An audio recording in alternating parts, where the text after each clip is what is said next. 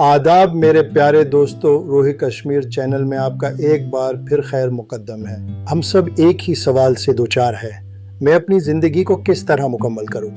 हम बाहर की दुनिया में कामयाब होना चाहते हैं मगर अंदर से खालीपन महसूस करते हैं। क्या ये दोनों एक साथ मुमकिन है? अजीम तरीन दानिशमंदी की रवायात, खास कर तसव्वुफ, हमेशा कहती हैं ज़ाहिर और बातिन को यकजा करो।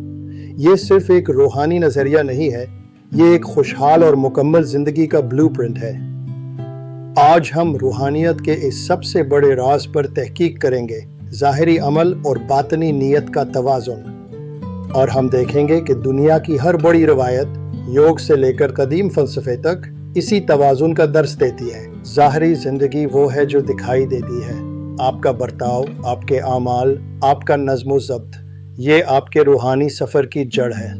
हम इसे खारजी पहलू कहते हैं, यानी रास्ते की साफ सुथरी बुनियाद। अगर आपकी बैरूनी ज़िंदगी अफरा तफरी का शिकार है तो आपका बातिन भी कभी पुरसुकून नहीं हो सकता।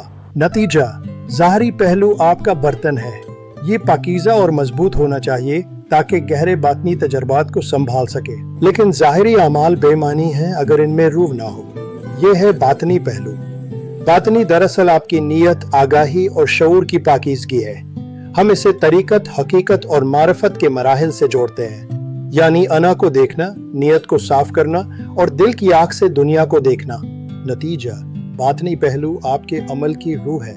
ये आपके हाथ को बताता है कि उसे किस नीयत से हरकत करनी है।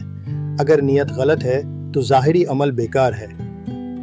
रूहानियत का सबसे बड़ा साइंसी असूल ये है, ज़ाहिर बातिन की हिफाजत करता है और बातिन ज़ाहिर को मानी देता है। ये एक दूसरे को मजबूत करते हैं। इस ताल्लुक को समझाने के लिए मैंने खुद कश्मीर के कई रूहानी रहनुमाओं को एक खूबसूरत मिसाल इस्तेमाल करते देखा है। वो अखरोट वॉलनट की मिसाल देते हैं। अखरोट का सख्त छिलका हमारा ज़ाहिर है, यानी हमारे आमाल, हमारी अखलाकियात, और इसके अंदर का मग़ज़ कर्नो हमारा बातिन है, हमारी नीयत, हमारा शऊर और हमारा इरफान। अगर मग़ज़ को छिलके की मजबूत हिफाजत ना मिले तो वो ज़ाया हो जाता है, यानी बातनी तजर्बा मुंतशिर हो जाता है। और अगर छिलके के अंदर मग़ज़ ही ना हो तो वो छिलका बेमानी है। अगर आप सिर्फ ज़ाहिरी आमाल पर जोर देते हैं तो आप रस्मों में फंस जाते हैं। अगर आप सिर्फ बातनी तजुर्बात पर जोर देते हैं तो आप गुमराही या फरार पसंदी में पड़ जाते हैं। जुनैद बगदादी ने फरमाया था, यानी बातिन की आज़ादी सिर्फ ज़ाहिर के नज़्म व ज़ब्त से ही महफूज रह सकती है। तो आपके लिए आज का पैगाम ये है, अपने दोनों जहाज़ों को संभालें। जब आप अगले हफ्ते कोई जिम्मेदारी निभाएं तो देखें कि आपकी नीयत क्या है। जब आप मुराकबे में बैठे तो देखें कि आपका इखलाकी बर्ताव कैसा है। कामयाब ज़िंदगी वो नहीं है जो बाहर से शानदार हो या सिर्फ अंदर से पुरस्कून हो। कामयाब ज़िंदगी वो है जहां आपके दिल का सुकून आपके अमल की दियानतदारी में झलकता हो।